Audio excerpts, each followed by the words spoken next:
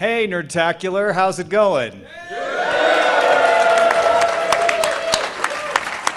I don't want to mess with that right now. We'll show you the crowd in a little bit, though. We had a lot of we had amazing technical assistance. Thank you. You are magic. And we are actually able to do this. We've got Len Peralta. How's it going, Len?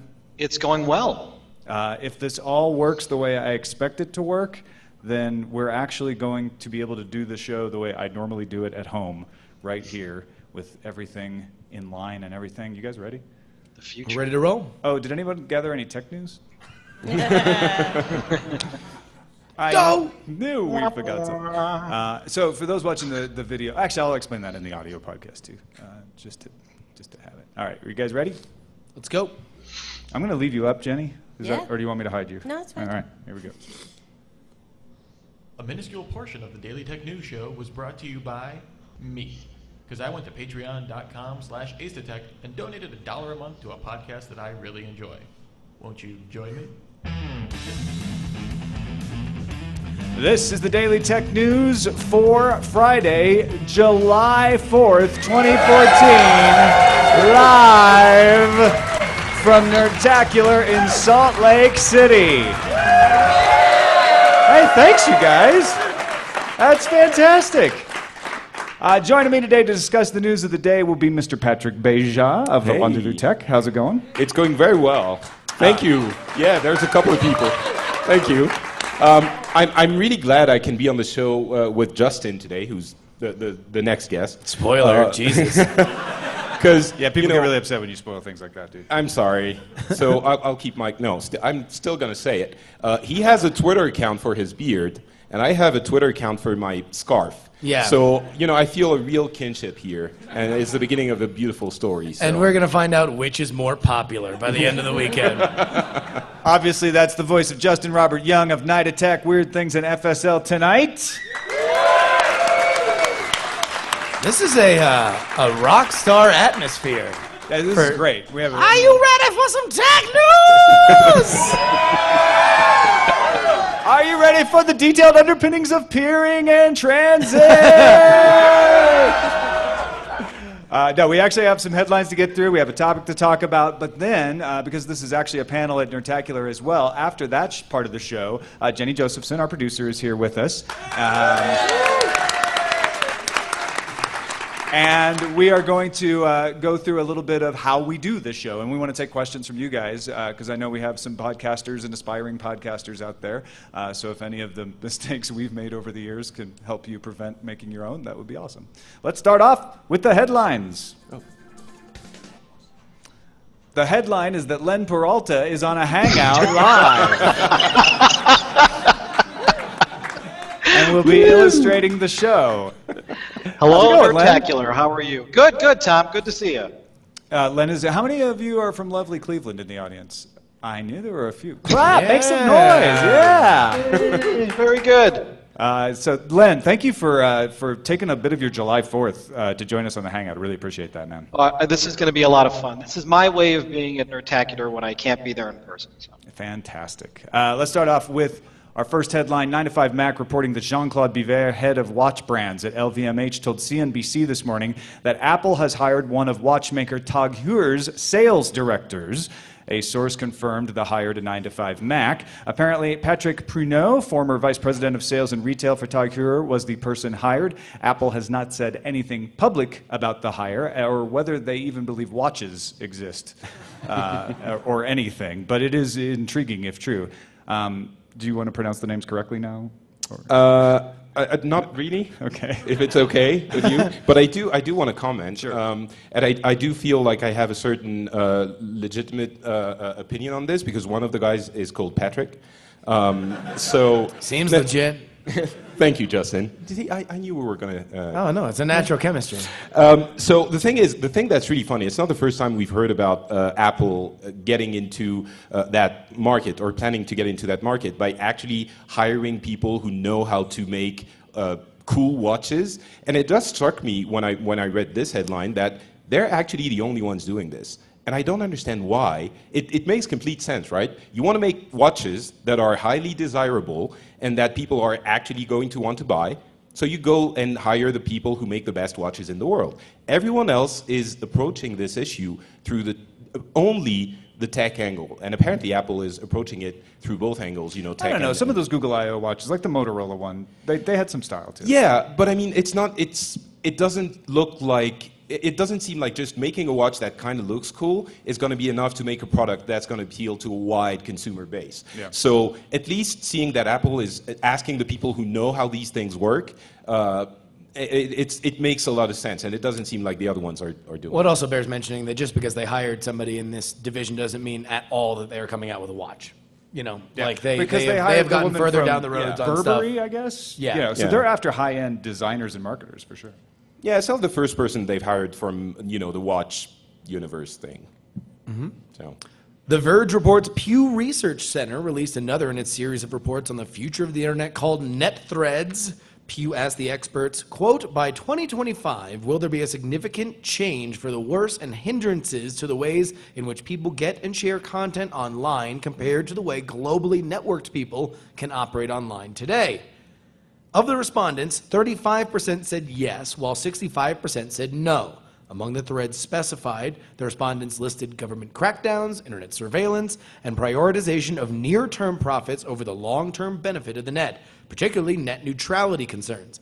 Another threat was overcompensating for the amount of information people are flooded with every day. So another piece of this was that they were saying the internet, the positive responses in some cases they admitted were wishful. Yeah. Well, doesn't this kind of like super short-sighted stuff just kind of seem like the old Henry Ford adage that if you would have asked what the first car should be, people would have said a faster horse. Yeah, right. It's everybody analyzing exactly what's in front of them, and I think in general losing the forest for the trees. Actually, I think one of the important parts of these kinds of studies is getting our heads wrapped around what are the threats so that we can actually confront them. Tech Radar reports Lenovo has received permission to acquire IBM's low-end server unit from the Anti-Monopoly Bureau of the Chinese Ministry of Commerce. The deal was announced in January, but it is still awaiting approval from the United States. So the big question is, what's left of IBM now? Yeah. That was the question when this deal was announced. IBM is definitely becoming a services company. And the other question is, will the United States approve this, given the stuff with China that's been going on? We don't really like a lot of Chinese influence and stuff. Lenovo's hasn't had a problem in the past, though. Yeah. Yeah, seems a little bit hypocritical, but yeah. ZDNet reports that the head of Google's spam fighting team, Matt Cutts, is taking a break for a couple months. Cutts says he'll be gone through October so he can be with his family more. Cutts is the target of a lot of consternation from folks who hate it when Google changes their search algorithms.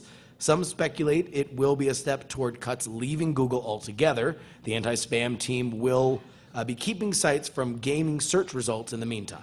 So is he going to do solo albums? Is that what this means? I mean, it's a great solo band name, though. Matt Cutts? Yeah. I'd buy that record. I'd buy some cuts. I mean, but this seems like we have seen over the past 2 years, probably Marissa Mayer being the most notable, that a lot of the bold-faced names that you used to hear immediately under Sergey and Larry have now kind of filtered out of Google. Yeah, some of them have moved into venture capital, some of them moved into X Lab, some of them left entirely, like Hugo Barra, Marissa Mayer. I think that it just shows you can only last so long in an environment that works you to death like that. Well, and I think it does read a little bit into maybe Google realizing that where they have gone in the last 5 years isn't necessarily where they want to be, or they need to constantly evolve. And that's not a bad thing. It's not to say that Google did anything wrong. In fact, them constantly iterating is sort of the mantra of why Google is a special company. But it is interesting to just see all these, if you read the book In the Plex, all these names that we just listed, they are all the main characters. And now it's a new story for Google. TechCrunch reports Nielsen's U.S. music report on the first half of 2014 shows the shift from music downloads to streaming continues. On-demand streaming was up 42% over the first half of 2013, while digital track sales fell 13%, and full album sales fell 11.6%. Vinyl sales, on the other hand, rose 40%, hipsters, over 2013. Audio streaming is gaining parity with video streaming of music, too. 33.65 billion music tracks were streamed compared to 36.64 billion music videos. Man, just wait until after Guardians of the Galaxy. We're going to see those tapes jump up. Everyone's going to be back into the mixtape circuit. It's going to be awesome. Ooga chaka. You got the next Wired reports that Nadim Kobasi. Kobasi will release a beta version of all-purpose file encryption browser plugin called Minilock at the Hope Hacker Conference in New York. The free and open source plugin is meant to make it easy to drag and drop files to encrypt so that no one but the intended recipient can unscramble them. I'm interested in trying that out. I want that. Yeah, it's still in the beta process, so they're not guaranteeing security yet, but that's why they want people to try it out. Time for some news from you. These are submitted on our subreddit at dailytechnewsshow.reddit.com. Folks, if you want to get in there and have an effect on the stories we cover, do so. dailytechnewsshow.reddit.com. TM204 submitted the Das Erste article about the NSA program X-Keyscore targeting anyone who uses or visits sites for privacy protection tools like Tor or the Linux-based Tails operating system, which includes Tor. German public television broadcasters NDR and WDR reporters analyzed X-Keyscore source code, which indicated the program had targeted a German student who runs a Tor node. The EFF notes that the more people who use the tools like Tor, the less helpful targeting users blindly just for using them will be. There was a really interesting follow-up to that story. Apparently, it's not part of the Snowden leaks, which is leading some people to believe, it's still speculation at this point, but it might be that there's someone else who's now leaking NSA information to the press. So it might be that, you know, Snowden has influenced some of his friends at the NSA. And the interesting thing is, if it actually is someone else, the NSA has not managed to close all the loops. It's still speculation, but they haven't managed to close all the loops, and there's going to be a lot of ruckus about this. That would be intriguing if found to be true. We don't know whether it's true or not, but it's certainly worth paying attention to. And not to minimize the importance of this topic, but I do hope if there are imitators, they call themselves Snowden Flakes. Jalen Jade on Twitter pointed out a story at imedicalapps.com that the studies demonstrating the efficiency and safety of an quote-unquote artificial or quote-unquote bionic pancreases for people with type 1 diabetes have been published in the New England Journal of Medicine and announced at the American Diabetes Association scientific session in San Francisco. Say that 5 times fast. The Boston University-based project uses an iPhone, a Dexcom G4, and continuous glucose sensor, as well as a Tandem T slim insulin pump. Captain Kipper submitted the Torrent Freak article that SoundCloud has given Universal Music the ability to remove allegedly infringing copyright music from the service without consulting anyone or taking into an account a counter notice. DJ Mr. Brains has his paid account terminated due to repeated copyright infringements as a result of Universal's capability. And when he went to complain, saying, look, this is either an authorized use because I do a show and I get this music from Universal in many cases, or I believe it's fair use because of the nature of the samples, SoundCloud said, sorry, can't do anything about it. This is directly in Universal's hands now. They had those files removed directly. Who will speak for DJ Mr. Brains? In all seriousness, I think this is a major issue. SoundCloud is a very thriving community. There are people who make their living off SoundCloud, and to have what, at least on its face, seems to be a direct strike into that trust, I think it's going to really damage the reputation of SoundCloud, and at the very least open up the opportunity for another music sharing service. Well, this is the same. This is the way YouTube works, basically. They have the content ID that lets the people who claim that content issue strikes, and even they decide what they want to do with the infringing videos. So playing devil's advocate a little bit, I understand SoundCloud is not YouTube, but how is it different?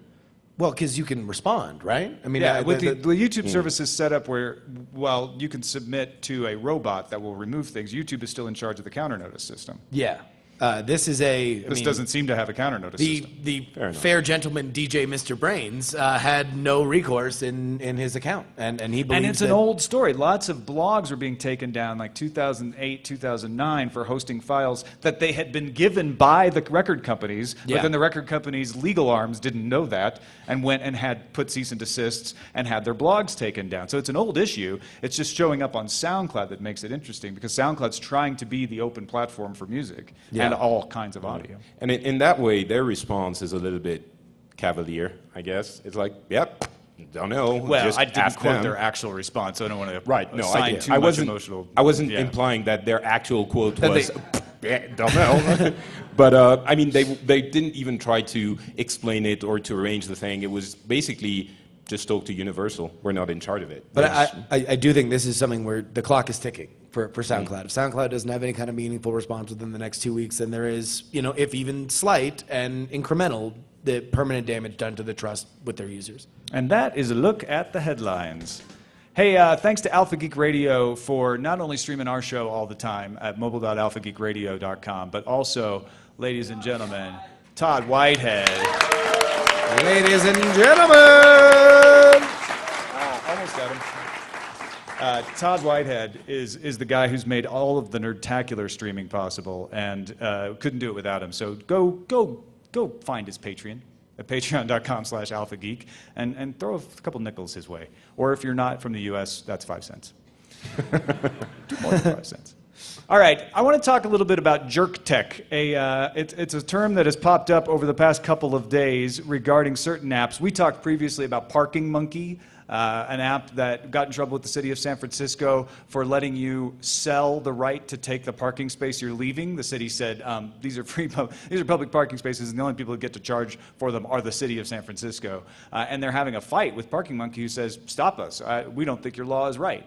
Now there's a new app called ReservationHop. They're not the first person to do this, or the first app to do this, but they have a service that goes and makes reservations at restaurants that are very difficult to get a reservation at.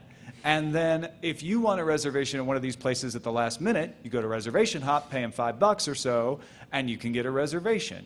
And a lot of people are inordinately outraged on the internet about the fact that this is happening. I think what's making people write about this, you got GigaOM, you got TechCrunch, you got a ton of people writing about this. Josh Constein coined the term jerk tech, is it's less of a let's disrupt the established market and more let's take advantage of an inefficiency in the system that most people were okay with, right? Reservations hard to get, okay, I just got to call early. Somebody coming in and making a reservation specifically to sell it later prevents you from making a reservation earlier on because they're taking up the space. Same thing goes with the parking spaces. Hey, you're making an already difficult problem harder. The companies argue, well, we're actually bringing more efficiency. Now you can get a reservation later on. Now you can find a parking space. What do you guys think of all this? This is such a San Francisco-only story, it hurts.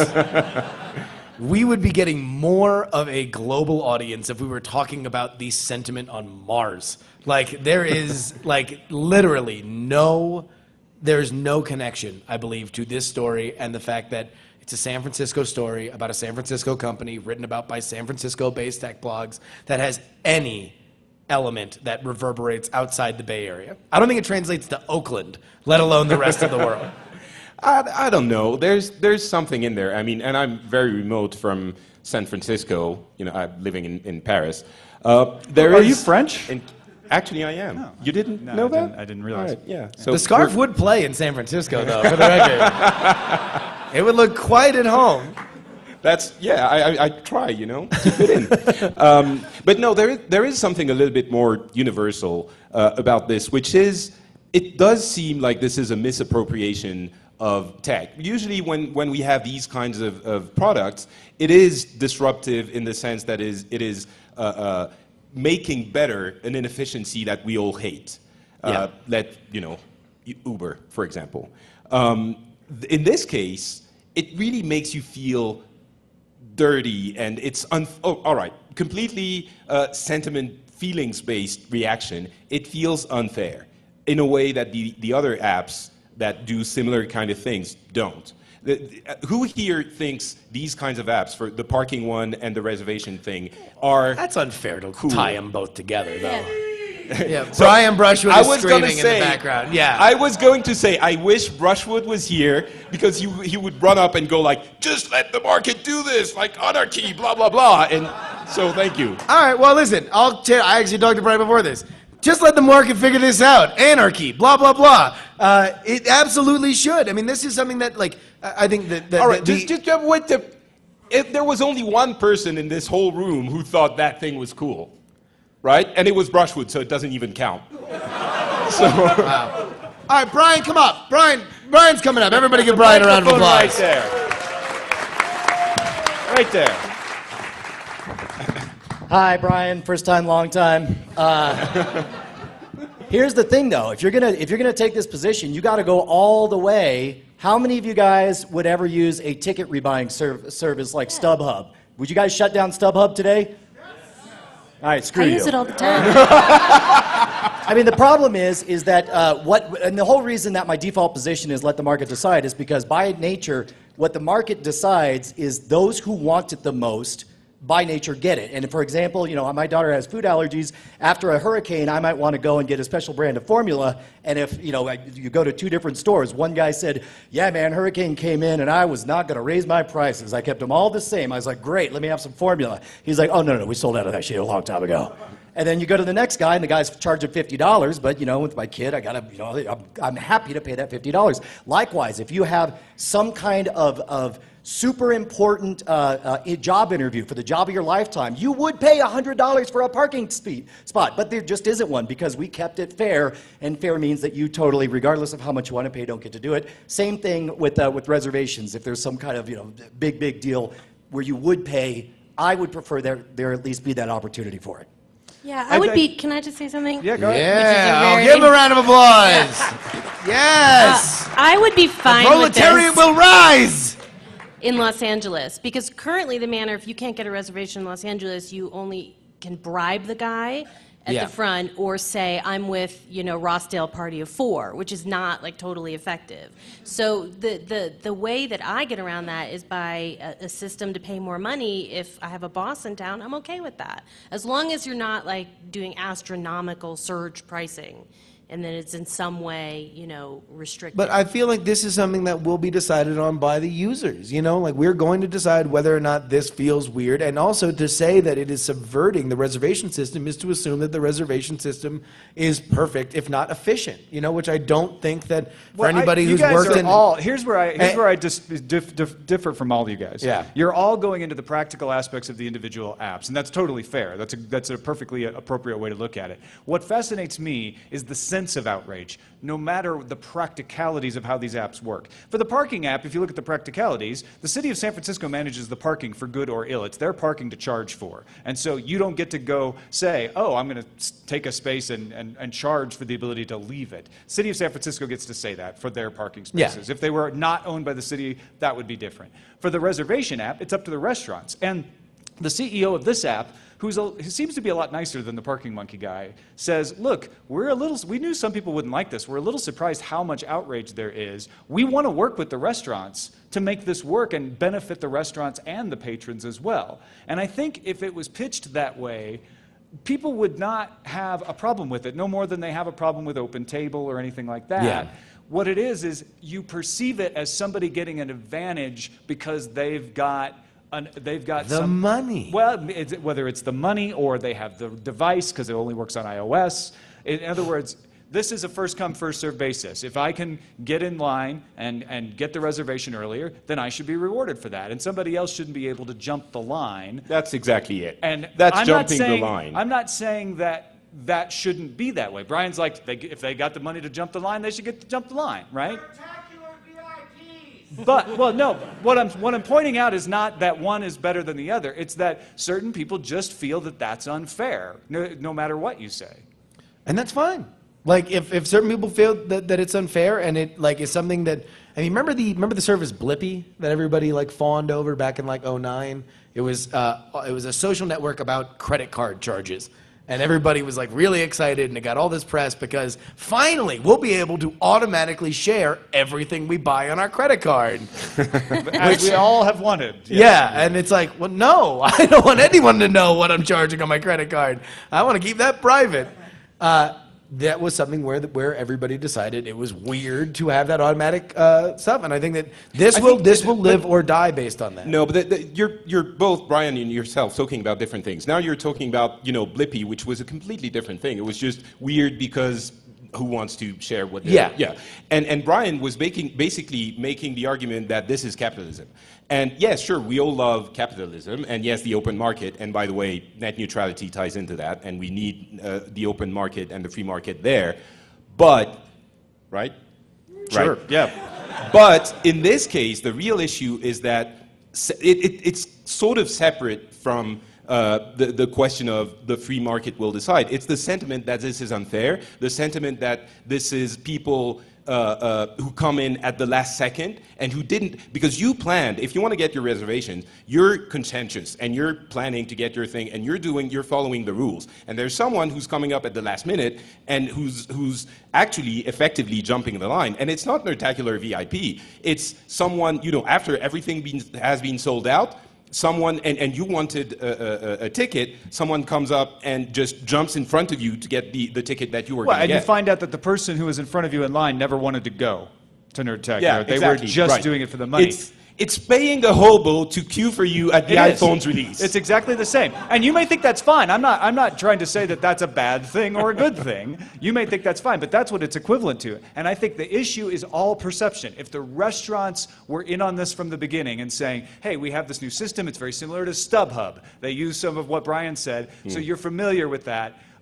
This is a way for you to get reservations that you might not be able to get otherwise. And if the pricing was reasonable, which it is, $5. That's how Priceline works too, by the way, for hotel rooms. There's definitely a way to make it Priceline work. pre-buys hotel rooms. It's the fact that will that go these guys empty. seem to be doing it without the restaurant's cooperation. And they're like taking up space for no reason that I think miffs some people. I guess I don't know. Having worked in a restaurant and seeing like how many people flake on reservations, how many times you can walk into a restaurant even if you don't have a reservation, and if you just happen to have the right number of people at the right time, you're able to get it. You didn't make a reservation for a restaurant that might have 4-month reservation policies, and yet you're able to sit down and have a meal. Like, I don't know if us saying like that, having a new creative solution to the reservation process is bad, because we're assuming that the reservation process is efficient now. Well, no, I agree. I think there is a way to make it work, and if these guys work with the restaurants and make this into a rationalized system, I think it could work and it could solve all of these issues. It's just that the way it's working now feels icky. Which, especially at long-term reservations, and this is, I assume we're talking a lot of these about like the celebrity chef, you have to have a reservation for 4 months in advance kind of restaurants in San Francisco, where this would be the most effective. A lot of times in those restaurants, you make these reservations 4 months in advance, and then you have no idea if you are actually going to go there 4 months later. You just want to have that option. So if this is a way that the restaurant can guarantee that people are actually going to be sitting down and using those reservations, then it could be at the restaurant's advantage. But I don't know. I guess here's my last point. Foodies, thank God, are... Shots fired. I know. Bam.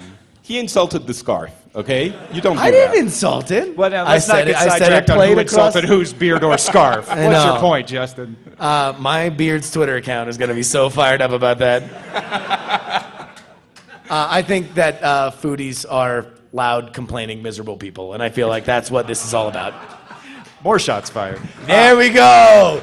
I actually don't think it's... Go ahead and look at Yelp and tell me that's not true. I think that may or may be beside the point. I think that what's going on here is tech disruption was great when they were disrupting companies that we all hated. Tech disruption becomes personal when it's like, well, wait a minute. That's disrupting me. I don't like that. It's a little bit of a NIMBY thing. Mm-hmm. All right, message of the day comes from Alan Char, who writes, in the Facebook mess, it reminds me of the Eric Ries's heralding of rapid prototyping by doing things like putting a button to buy something on a website to see how many people click it, even though that thing didn't exist yet. The data collected would be used to decide to build the product. To me, this is bait and switch and seems as unethical as the Facebook experiment. I think that's probably unethical, but unethical in a different way. What are your guys' feelings on this Facebook emotional contagion study? I look at it entirely differently from a Facebook perspective than I do from an academic perspective. Please, sir, please go ahead. Oh no, yeah, that's all you, baby. Go ahead. I don't know. I'm not super happy about the Facebook study. I think mostly the problem was it wasn't presented and prepared in the right way. This one, I think, is a little bit different. If you click on a button and you get to a page for a product that doesn't exist, you've lost basically 4 seconds. And you haven't, I'm sure some people could claim that they have been emotionally damaged by the fact that they were hoping to see that awesome product, and in the end it didn't even exist. But I wouldn't believe those people. Yeah. So I wouldn't equate the two.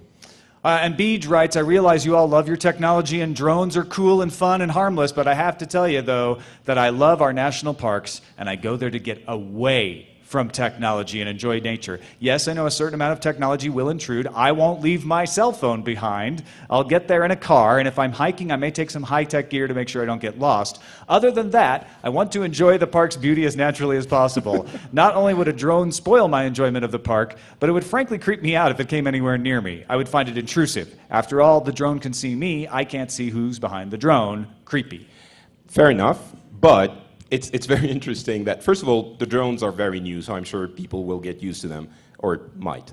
But the most interesting thing here is that he's saying, yeah, sure, I know, technology is gonna keep moving forward, and I'm okay with my thing that's this and that and this and that, but anything else, that's not okay. Right? He just draws the line very arbitrarily to the things that he doesn't want to use and he doesn't see a use for. Yeah. So I think that's a little bit unfair again. It just seems very specific, doesn't it?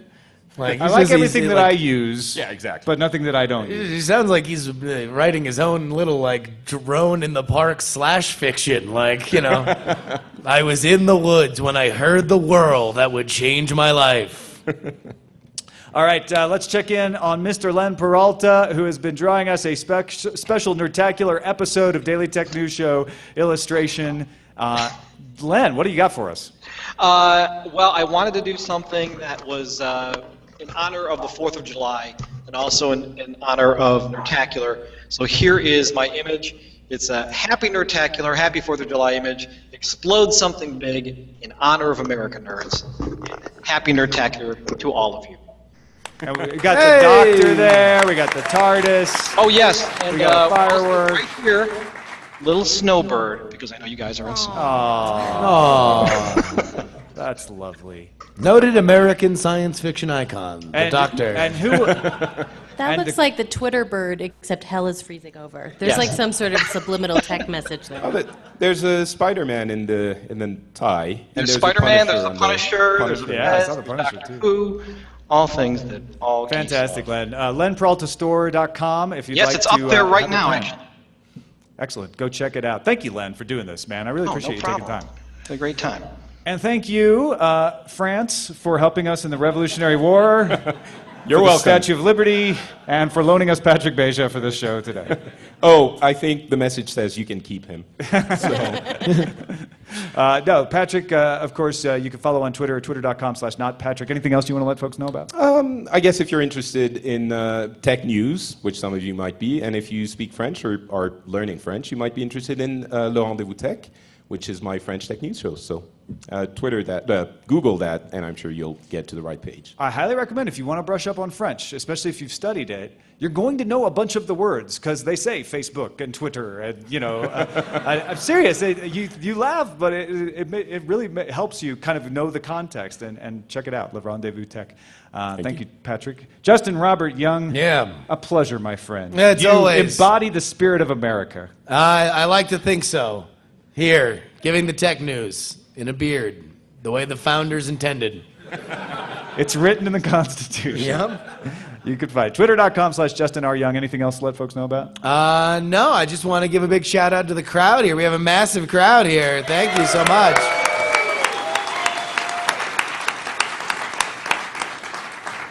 Don't forget, folks, you can have a voice in what stories we cover at our subreddit, dailytechnewsshow.reddit.com. You can email us feedback at dailytechnewsshow.com. You can call us, leave us a phone message. Brian, that's a free local call for you, 512-59-DAILY. That's 512-593-2459. Listen to the show live at mobile.alphageekradio.com and visit our website at dailytechnewsshow.com. Thank you, Brian Brushwood, for contributing. Thank you, Jenny Josephson. And thank you, everybody in the audience. We'll be back Monday with Julio Ojeda Zapata, tech writer for the St. Paul Pioneer Press. See you then. Take Len off the shot. This podcast is part of the Frogpants Studios Network. For more information about this and other shows, visit frogpants.com. Audio program so good, it's like you're there.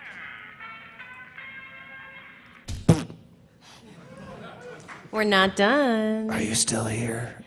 Is everybody still here?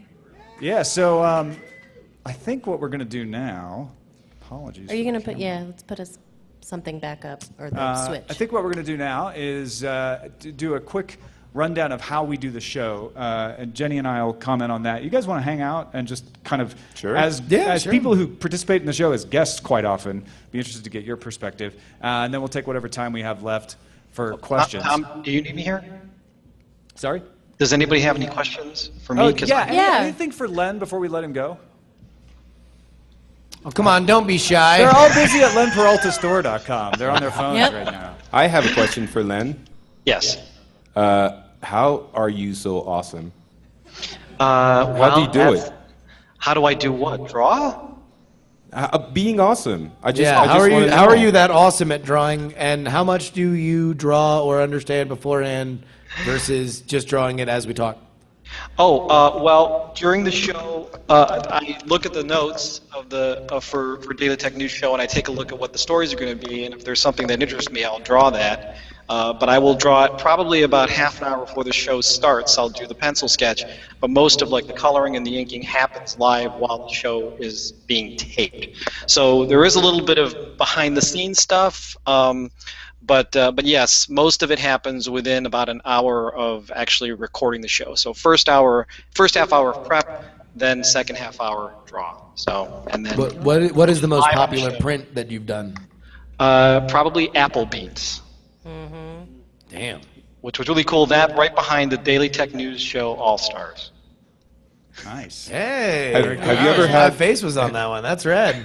Have you ever had a show where you had no topic for drawing at all? Sometimes it was there are some topics that are a little bit more difficult, and I just try to work through it.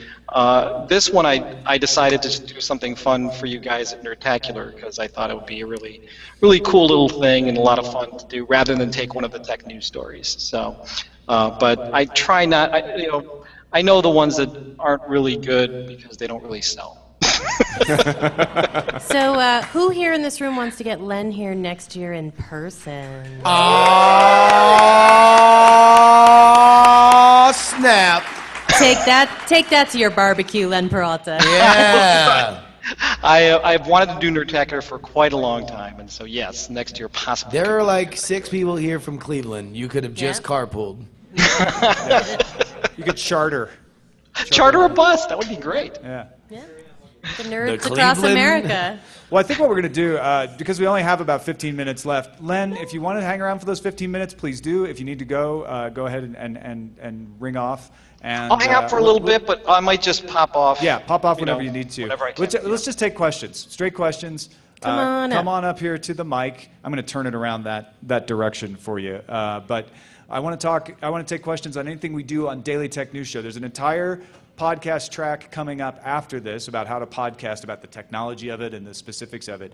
But if you've got a question just about why do we pick stories the way we do, why do we schedule guests Why the do way we do, hate Google, Yeah. Apple, Facebook? why do we whatever. hate insert technology I love Yeah. here? If you come up and ask a question, you might walk away with one of these, which were created by Sebgons. Ooh. All right. Or maybe the Patreon. Oh, here we go. Hey, Here we go, everybody here we applaud go. this guy.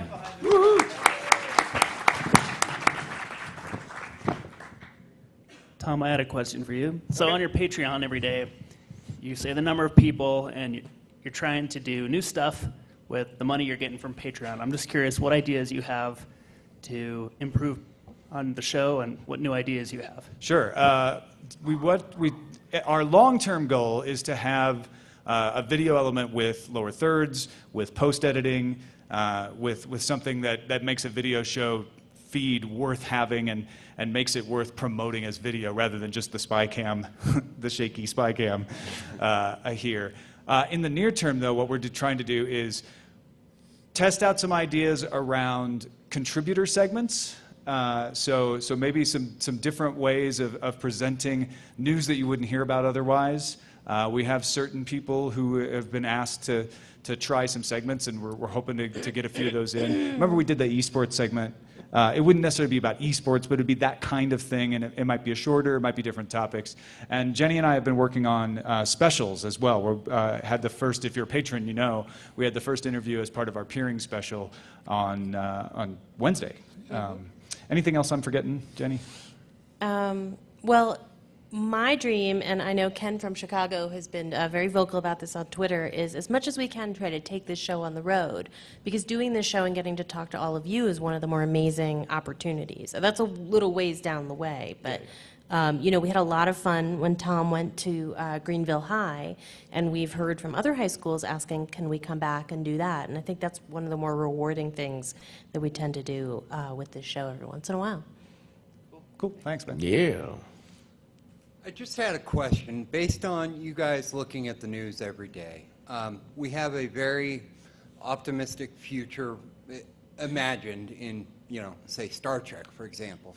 What do you guys each see as the technology that has come up, be it Google opening up the internet for everyone like they're doing down in Provo, or whether it's SpaceX, or what do you think will be the next big stepping stone towards us getting to that future?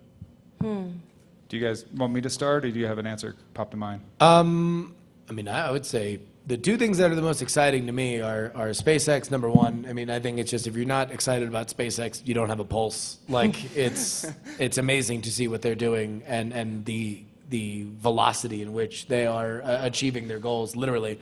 But also, you know, my buddy Andrew Main has recently just become obsessed with VR. And I think what Google did with Google Cardboard, as much of a kind of a silly gimmick as it kind of seems at its face, is really important to understand that, like, for a very low cost, we can now have people think about VR as a content platform. And I think that's something that could very much sort of become a reality like smartphones were sort of seemingly overnight. I think one of the things that I'm most excited about isn't necessarily technology, but is a world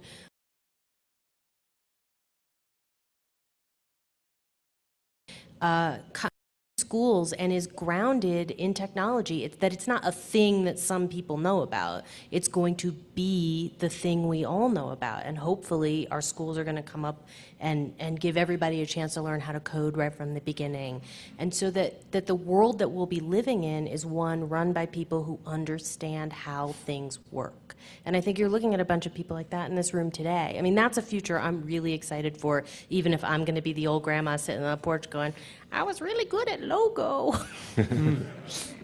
I made that turtle spin.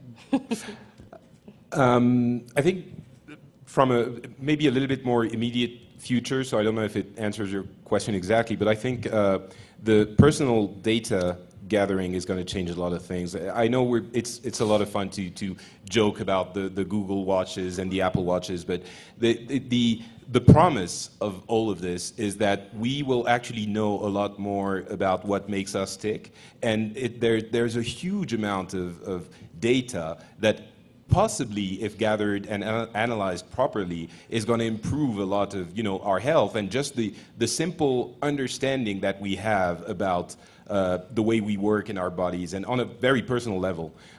So I think in the next few years that could change a lot of things very rapidly.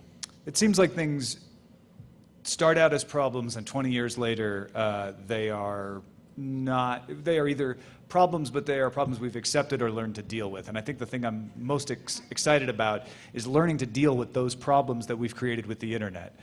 Yeah, we'll have wearables, and yeah, we'll have Internet of Things and home automation, and I'm excited about all the same things that these guys are talking about as well. But we have this conference here, Nerdtacular, because the internet was created. This would not happen. There's just no way that you would get the momentum of people sharing interests, getting to know each other, reaching out, people like Scott and I being able to do shows, people like Patrick being able to do shows, Justin, if we didn't have the internet. And all of these problems that we talk about are real problems, but they're problems of us growing up on a new platform. We're learning how to use a brand new tool, right? And yeah, you can stab somebody with a screwdriver, or you can fix a machine with them. And you can still stab somebody with a screwdriver, but we didn't ban screwdrivers. We learned how to deal with it. And I think we're learning how to not stab each other with the internet right now. Unfortunately, you know, that doesn't come without risk, right? But I'm looking forward to that 20 years from now, what those new problems are going to be, and how silly some of the things we talk about now will feel then, not because we were silly to worry about them, but because we did worry about them, and we figured out how to deal with them. Thank you. My question about the show is, I know you're watching news sources every day, and the Redditors are doing great contributions, but how much actual prep time do, like, say, you and Jenny or Patrick or Brian and Justin put in right ahead of the show to make sure that every day doesn't turn into a 2-hour show? How do you make sure, you know, this is what we need to talk about? I'll go through that in some detail, but I'd like you guys, if you have something to respond to there, go ahead first. Oh, no, you go ahead. I can go ahead. Yeah. It's a huge amount of work. I mean, for me, I do a bi-monthly show, twice a month. So that's a little bit of a different pace, but it takes a lot of time to make sure that you don't miss anything. I would say about an hour a day minimum, reading all the feeds. There's, I guess, a couple hundred stories a day. Plus, I listen to a bunch of podcasts to make sure that not only I know the stories, but then I understand them, because by myself I'm not going to get anything.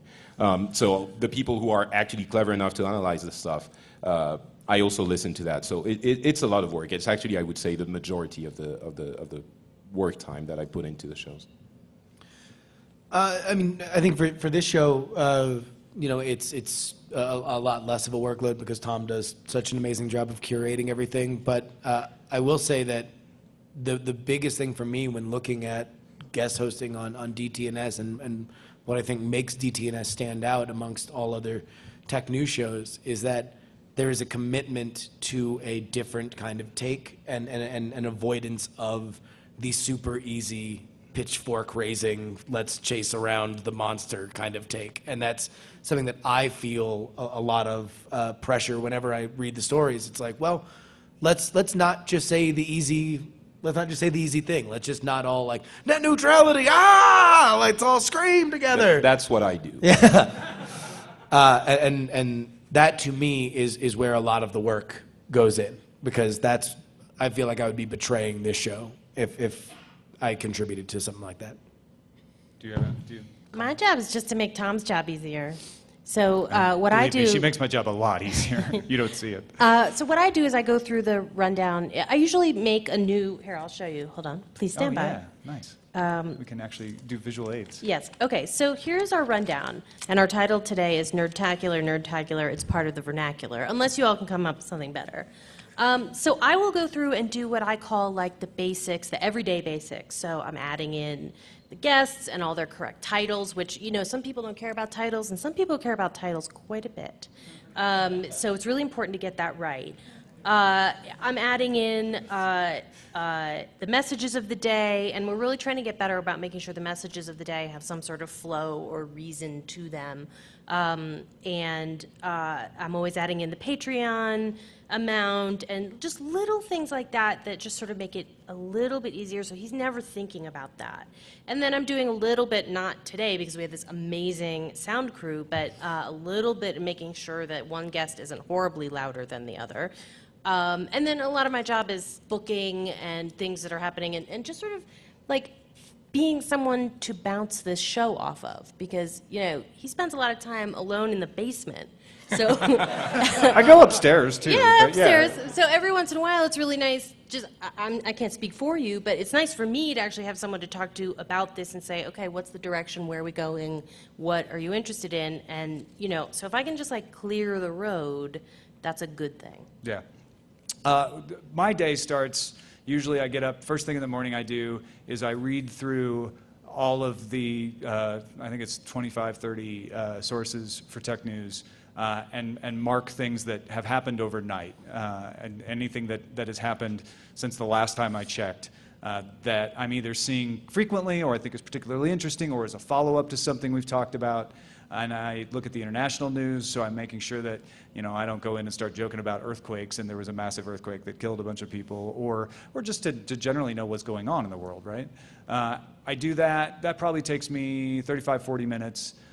Then I do some other stuff, work on some other things, and I will check the feeds a couple more times after that, just checking in to see what's there. Maybe send a couple of emails, particularly regarding the guests, making sure they know, you know, and what's going to happen. It depends on the guest. Patrick's been on so much, it's more like, hey, Patrick, let me know if you have any questions, etc. Then around about 10:30, I'll send an email to that day's guest and say, okay, do you have a preference on the discussion topic? Because I like the guests to be invested in that. Some guests are like, I'll talk about anything, you know, doesn't matter. Some guests are like, oh, I've been working on this story, I want to talk about that in particular. From 10:30 until 1 o'clock, it is pretty much solid me reading stories, trying to wrap my head around them, figure out what those angles are that Justin's talking about. And to break that down a little bit, from 10:30 to 11, I'm looking at the headlines. I'm trying to figure out, okay, I'm going to make a draft version of what's going to go into the headlines based on what I see on Google News, what I see on TechMeme, what I see in our subreddit, and just what I think generally is getting covered a lot based on what I'm seeing in my feeds. From 11 till 12 is when I'm really digging into that discussion story and trying to find all the angles to it, because no one story ever covers everything. Good sources, like TechCrunch, like Ars Technica, will link out to the fundamentals of the story and allow me to go and read that court case, read that official blog post, and kind of get that 360-degree view. I make notes out of that, I put that in the lineup, and then at 11 o'clock, or then at 12 o'clock, I go back to the headlines and I finalize them. And I say to Jenny, okay, the headlines are locked, and that's when Jenny starts to know, okay, I need to keep an eye on things too in case something big breaks, so that we can put it in the headlines. You know, if somebody makes a big announcement or somebody dies or anything like that. And 12 to 12:30, 12 to 12:45, I'm writing headlines. Just, again, trying to make sure I get those headline pieces good. Jenny has saved my butt because she's put in pick of the day and picked the emails and listened to the voicemails. And so about 12:45 is when I look through all of that, make sure I understand what's going on with those, see if there's any additional research I need to do about that. Bring in that voicemail into my iPad, do all the kind of technical stuff. And 1 o'clock is when I sit down, log into the chat room, start looking at Feedly to see if any last-minute stuff is breaking, maybe write a last-minute headline or two, and then call up the guest, make sure they're good, everything's cool with them, talk to the chat room, see what mood they're in, what's happening there. Sometimes I'll tweak stuff in the lineup at the last minute because of that, because they're really talking about something really interested, might want to elevate it. And then 1:15, get the person in the hangout. 1:30, do the show. 2 o'clock, we're done with the show. I take the audio hijack file and I edit it live on video. You see everything that happens then. And then around about 2:30, I'm usually done upstairs brewing some tea and having a biscuit. Yeah, thank you. Hey there. Hey, are you TV's Egon? I might be, yes. I was going to actually ask about Jenny's impact in the show, but she very eloquently went into what she does. So what I'd ask You can ask Tom if he likes having me on the show. I See what love he says. having you on the show. we all love Don't it. even need to ask. Do it, But praise. not to get too squishy or emotional, but obviously 6 months now you've been independent, and I'm just wondering, you know, how you're feeling along the lines of what you see for the next 6 months, because it started out, you know, it was kind of jarring, I guess is a nice way to put it, and now you're, you know, fairly established, and you know, people are writing articles about how everything is going, and Thanks you know, to how Jenny. do you see it for the next, you know, 6 months, year, etc. you know, what I Tom looks feel, great on that cover, by the way. Oh, boy. Didn't know you had that art. I had to really work that look. The next 6 months, I feel like I want to take advantage of the fact that we have got a rhythm. Like, it's only in the past month and a half or so that this has started to feel like normal, and I'm not having to think about every single thing. I mean, we have this huge, ridiculous checklist because there was so much to keep track of, and everything was new, and everything was a different way of doing things. And now I'm proud of myself that I'm like, in front of the checklist. I'm only using the checklist to make sure I didn't miss anything, not to like tell me what to do next. So I'm really looking forward to that. I'm really looking forward to these specials and finding out with the chat room, with the audience, like what new kinds of content, where can we go, what can we do, and grow this thing organically. But it's nice to finally get to a point where you don't feel like you're inventing something anymore. We feel like we're starting to perfect something. Cool. Well, thanks. We Hey, are a pretty. PVZ gun. Oh yeah. Hey, yeah, I guess- everybody who asked a question, you get a sticker. Yeah, come get your sticker. We are Come get out your of sticker. time. It's 1:31. We're actually a little over time. How fast are your questions?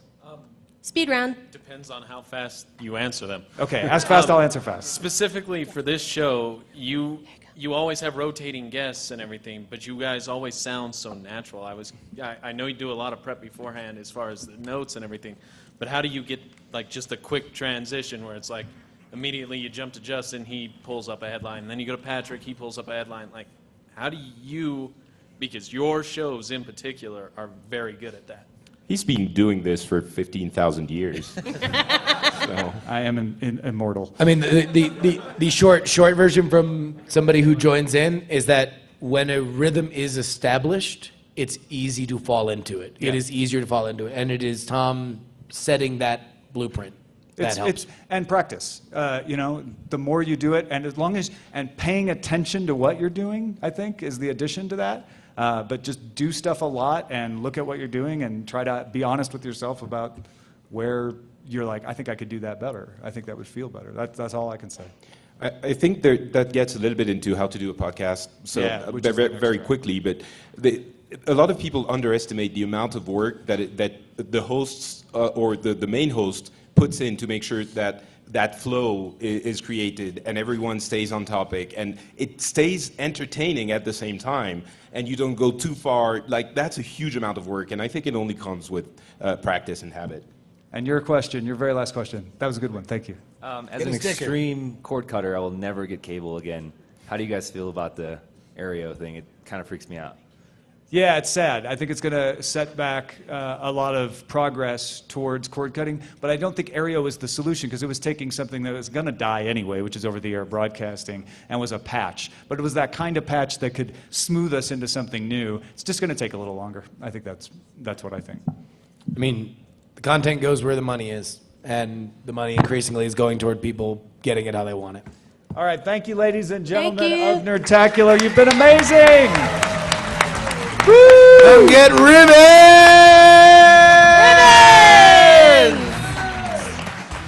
Hear that? Those are ribbons that y'all can get.